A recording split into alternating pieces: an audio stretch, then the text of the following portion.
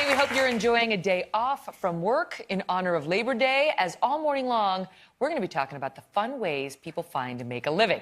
Joining me now to discuss what's making the rounds today, investor, entrepreneur, and star of Shark Tank, Kevin O'Leary is here. Yes. And co-host of, wait for it, American Ninja Warrior, Matt Iseman.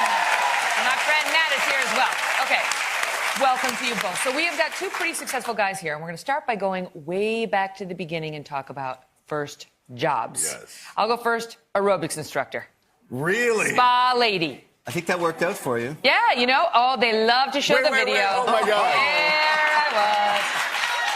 By that point, I was like 19 or 20, but I started as a young little, like, 15-year-old. I squeaked in under the wire. Are you still doing that every day? Oh, every morning, Kevin. That's good. This reminds me of Olivia. We're gonna get physical. Totally. Physical. Oh, I used to yell and get people going and get everybody fired up, just like now. It's a precursor to the future. That's it. And how about you guys? How about you? My first job was an ice cream scooper, and it was very, profound to me because the first day I got there, the woman that owned the store said, listen. Yes, look at the pictures. Hold on. We're going to put them on the board. This is the Oh, young yeah. Kevin O'Leary. Stand by. Yeah. Oh, that is the most fantastic thing I've ever seen. Yeah, that's me. That's me around that time. So I roll in, and you know when people are sampling ice cream, they take their gum out, throw it on the floor. So at the end of my first day, she said, listen, you've got to scrape all that gum off the Mexican tiles below where people were standing sampling ice cream. And I said, wait a minute, you hired me as a scooper, not a scraper. And I was really worried because the girl I was really hot for was across the mall in a clothing store, and she was looking at me. I didn't want to get on my knees and scrape gum. She said, listen, I own the store, you work for me. If you don't scrape that gum off the floor, I'm going to fire you right now. I said, wait a minute, you can't fire me. She said, you're fired. And that was after 8 hours of work, and I realized that moment that in the world there's two types of people. The people that own the store and the people that scrape the crap off the floor. And I knew which one I wanted to be from that moment on, and I've never worked for anybody. Oh, I love that. Can I just ask you before I move on to you, Matt? What kind of food did you say you were serving? Ice cream. No, I heard What's scream. going on there, Matt? I heard scream. Why do you pronounce it scream. ice cream? Because that's what I remember. It was a horrific experience for me. Did you notice? I've never heard anybody pronounce ice cream that way before. Well, you look like Joey Ramone back then. Yeah. How could that lady say no to I had you? to wear a little hairnet, you know? That was a good look. How about you, Matt? So my first real job was as a doctor. I don't know if we have the photo of that. We definitely have the doctor. Yeah. The doctor photo So, of Matt. and then Ladies, face your eyes. Yeah, there I am in an ambulance, really selling it. But obviously, I quit. Did I and threw mention that away. I'm a doctor? Yeah, ladies, still not impressed. So, but my first big break, I left to come out to entertainment, become a stand-up comedian, get into acting. My first really big break was as a superhero in a commercial. And I got to play Captain Obvious. That suit was made by Stan Winston, who did like Terminator and Predator. And I'm Captain Obvious. And this was so successful, it aired one time. And that's when I learned, don't put all your eggs in one basket. Or one suit. Or you'll end up serving ice cream. Or one suit. That is a One nasty suit. look, a nasty look. That is like... Like, You gotta- orange, like that's nasty. And you That is can't be eating nasty. any ice cream when you're going to fit into that little outfit. No. Yeah, you gotta watch every couldn't. pound. You're right. I clearly can't fit in that suit anymore. Okay, so we were actually looking at famous people. You have something in common with Amy Poehler. Her first job was as an ice cream scooper. Yeah. Taylor Swift, her job was to pick bugs out of Christmas trees, the praying mantises, so that you don't go home and grow a colony for Christmas.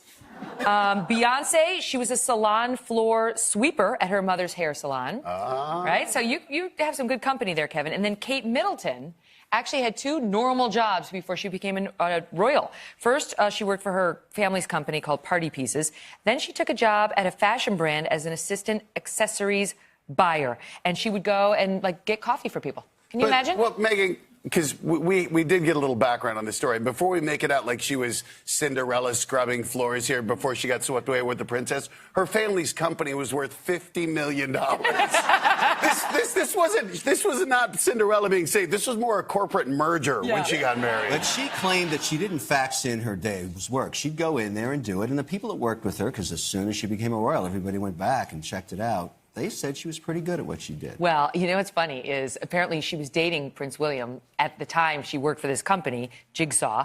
And I would say, I'm sure she was a lovely woman and well worth hiring, but it's a pretty brilliant move by Jigsaw. Right. Right? For here we are all these years later, and I'm still saying Jigsaw, Exactly. on national television because Kate Middleton worked there, right? That helped. You'd have to recommend that. And the $50 million didn't hurt either. No. Right. It's like getting a What little was head the ice start in cream life. store you worked at? Are we giving them any You publicity? know, I can afford to bulldoze the whole mall now. but I have to admit, I went back years later to find her, to thank her, because she really changed my life. She made me realize what I wanted to do. And I owe her that debt of gratitude. Never could find her. Oh, that's great. I love the story anyway. Great Okay. life lesson. So now quitting your job. If you ever have had to quit a job, you get that feeling inside of like, 9 times out of 10 the people have been good to you. You've found something else, but you don't want to hurt these people, but you got to do it, right? And I always joke with my sister, like, you go and pretend you're me. You go and pretend you're me, and she'll say the same to me. Well, that can kind of happen now. There's a Japanese company that will quit your job for you for the price of $450. Actually, I laughed because they said the company charges $450 for full-time, $360 for part-time. I'm like, who has a full-time job quitter? I go quit that one and quit that one. Do you want to hire somebody that doesn't have the you-know-whats to quit their own job? I mean, if you don't have the ability to quit a job... You dread it. It doesn't matter. You have to do it gracefully. You never want to burn any bridges in life. Well, that's what they're worried And about. If you hire a company to quit, that's the first thing someone's going to ask. Why did you leave? Well, I didn't. Well, technically, I didn't leave. Right. My friend, I don't like Steve, it. left I think for that's me. an incredible. I think it's a great way to hedge your bets. Like, I don't know who that guy was, boss. I did not send him in there. That's outrageous. But they'll go in. They'll say, Matt's no longer going to work here. Wait, what just happened, Megyn? They will tell you their intention to resign and how they won't be coming back into work. And then sometimes they'll negotiate paid leave. Like, you owe Matt another 2 weeks of vacation. I can't see that being a good outcome for anybody. Larry David, that was actually a true story. It was a Seinfeld. Yeah. He quit Saturday Night Live, regretted quitting, so he just showed up and acted like he never quit. And just kept going there. Well, it's so funny because people are like farming out these jobs now to other people. Like anything can be outsourced, and I understand. You know this firsthand, Matt Iseman.